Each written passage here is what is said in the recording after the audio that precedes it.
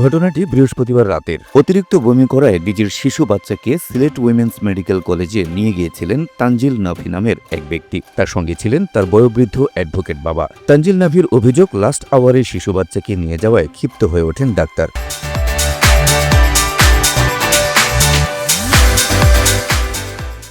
তার বাবার সঙ্গে চরম দুর্ব্যবহার করেন ডাক্তার সহ সিকিউরিটির দায়িত্বে থাকা লোকজন।